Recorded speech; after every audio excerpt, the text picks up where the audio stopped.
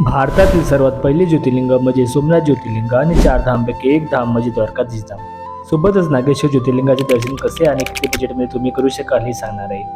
या व्हिडिओची खासियत ही आहे की अजूनपर्यंतचा तुमचा सर्वात स्वस्त ट्रिप तुम्ही करू शकाल तेही कमी बजेटमध्ये. व्हिडिओमध्ये सोमनाथ दर्शन सोबतच सोमनाथ जवळील सोमनाथ बीच, त्रिवेणी संगम, सूर्य मंदिर, बाणगंगा आणि भालका तीर्थ. तसेच द्वारका दर्शन सोबतच द्वारकामधील भटकेश्वर महादेव मंदिर, सुदामा सेतू, गीता मंदिर, नागेश्वर ज्योतिर्लिंगा आणि भेट द्वारका हे दर्शन आपण करणार आहोत. आणि ट्रिपच्या बजेटवरती सुद्धा आपण चर्चा करणार आहोत. मित्रांनो, तुम्हाला संपूर्ण माहिती मिळणार आहे ते एकाच व्हिडिओमध्ये. जर चॅनलवरती तुम्ही नवीन असाल तर सबस्क्राईब करून ठेवा आणि व्हिडिओला लाईक तर झालीच पाहिजे. तर चला आपण व्हिडिओला सुरुवात करूया. मित्रांनो, जर तुम्ही मुंबईवरून वेरावळा जाण्याचा प्लॅन करताय तर बांद्रा टर्मिनसवरून वेरावळा जाण्यासाठी सौराष्ट्र जनता एक्सप्रेस तुम्ही पकडू शकता. ही जर्नी आपली लगभग 18 तासाची असणार आहे. वेरावळ स्टेशनला पोहोचल्यावर आपल्याला स्टेशनवरून सोमनाथला जाण्यासाठी बस किंवा ऑटो सहज उपलब्ध होतात. पॉसिबल झालं तर मंदिराच्या जवळपास हॉटेलमध्ये रूम बुक करा. इथे नॉन AC रूम 300 ते 1200 पर्यंत सहज उपलब्ध होतात. फ्रेश झालात की थोडा वेळ नाश्ता करून सोमनाथला दर्शनासाठी जा. मंदिरामध्ये जाताना एक गोष्ट नेहमी लक्षात ठेवा, मंदिरामध्ये कोणत्याही इलेक्ट्रिक वस्तू किंवा बॅग घेऊन जाणं अलाउड नाही आहे. तर मंदिराच्या बाहेर लॉकर अवेलेबल आहेत, ते तुम्ही जमा करू शकता.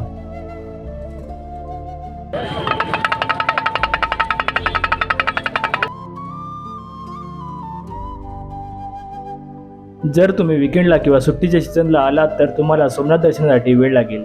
बट तुम्ही चालू डेजला आलात तर कमीत वेळेमध्ये तुमचं दर्शन होईल. तर चला, आपलं सोमनाथ दर्शन झाले आहे. आता आपण मंदिराच्या बाहेर असलेले ओशन व्ह्यू आणि जवळपास असलेला सोमनाथ बीच एक्सप्लोर करणार आहोत. ओशन व्ह्यू पॉईंटवरती तुम्ही राऊंड मारण्यासाठी सायकल सुद्धा घेऊ शकता. त्याचे चार्जेस वगैरे किती आहेत चला आपण पुढे व्हिडिओमध्ये पाहूया.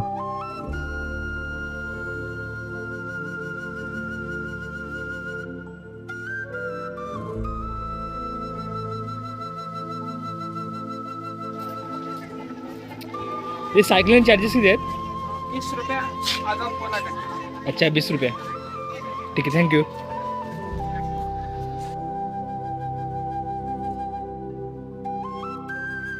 मित्रांनो, तुम्ही मंदिराच्या लेफ्ट साईडला पाहू शकता एक स्तंभ आहे. त्यावरती लिहिलं आहे की समुद्रात दक्षिण ध्रुवापर्यंत अबाधित ज्योतिमार्ग. याचा अर्थ असा की जे सोमनाथ मंदिराच्या या बिंदूपासून दक्षिण ध्रुवापर्यंत ते साऊथ पोलपर्यंत एकही सरळ रेषा ओढली तर त्या मार्गात जमिनीचा एकही तुकडा नाही किंवा डोंगर येत नाही, असा याचा अर्थ होतो. तर चला आता आपण सोमनाथ बीच एक्सप्लोर करूया.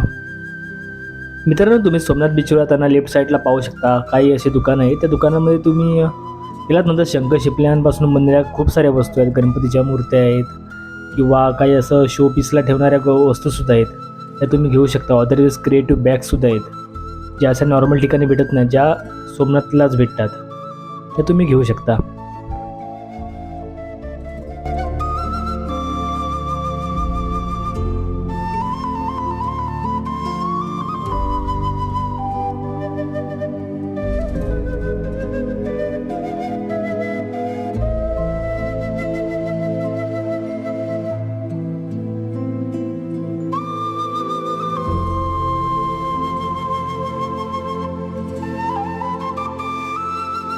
सोमनाथ दर्शन तसे आजूबाजूचा परिसर एक्सप्लोर करून झाल्यानंतर तुम्ही जेवणासाठी सोमनाथ भोजनालयात फ्रीमध्ये जेवू शकता.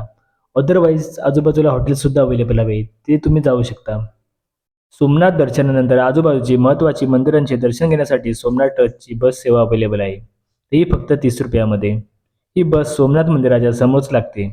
जर तुम्ही बसच्या वेळेवर नाही पोहोचलात तर तुम्ही प्रायव्हेट ऑटो रिक्षा करू शकता. त्याचे 300 ते 500 रुपये चार्जेस आहेत. भालका तीर्थ येथेच पारदांनी श्रीकृष्णाच्या पायाला हरणीचा डोळा समजून बाण मारला होता. त्यानंतर पारदांनी श्रीकृष्णाची माफी सुद्धा मागितली आहे. त्रिवेणी संगम म्हणजे कपिला, हिरा आणि सरस्वती नद्यांचा संगम. तर इथे आला तर हे नक्कीच व्हिजिट करा.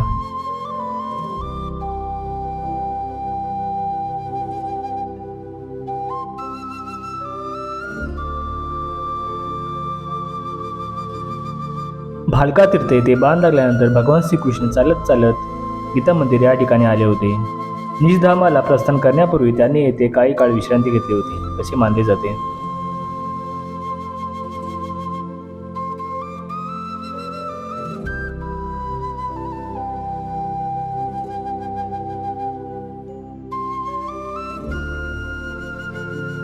तर चला आता आपण सूर्य मंदिर, सूर्यकुंड, हिंगलाज देवी मंदिर आणि 5 पांडव गुफांचे दर्शन घेणार आहोत.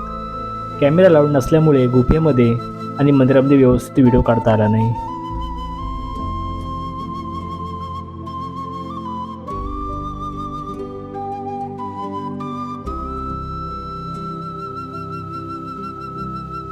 तरुण द्वारकाला जाण्यासाठी हा बस टायमिंग आहे आणि हे त्याचे चार्जेस आहेत, ते पाहू शकता. या मंदिराचा इतिहास दुर्वासा ऋषींच्या शापाशी संबंधित आहे, ज्यामुळे रुक्मिणीला श्रीकृष्णापासून दूर राहावे लागले असे मानले जाते.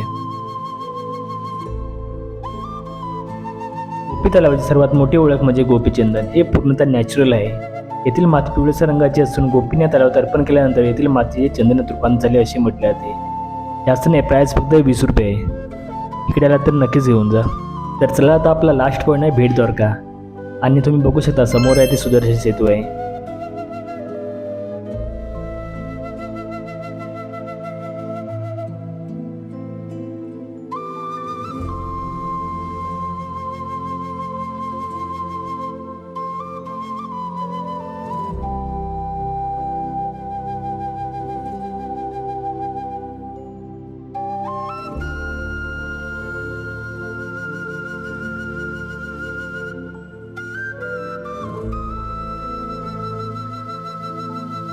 हे आहे भटकेश्वर महादेव मंदिर आणि आपल्या बसच्या लिस्टमध्ये नाही आहे. जर तुमच्याकडे एक्स्ट्रा वेळ उरला असेल तर तुम्ही इथे जाऊन या.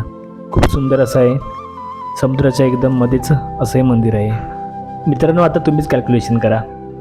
सोमनाथ ऑटो चार्जेस किती 50 रुपये होते. सोमनाथ टूर बस किती होते 30 रुपये. Somnath to Dwarka bus charges 300 रुपये. द्वारका बसचा टूर चार्जेस किती 150 रुपये. हे फक्त ट्रॅव्हलिंगचे चार्जेस होते. मग जेवणाचे पैसे जर तुम्हाला वाचवायचे असतील तर तुम्ही द्वारका आणि सोमनाथ दोन्ही ठिकाणी ट्रस्टद्वारे फ्री जेवणाची सुविधा उपलब्ध आहे, ती तुम्ही जेवू शकता. असंच कमीचं बजेटमध्ये जर तुम्हाला प्लॅन फिक्स करायचे असतील तर आपल्या चॅनलला सबस्क्राईब करा. तर चला भेटू लवकरच नवीन ब्लॉगमध्ये. तोपर्यंत बाय बाय.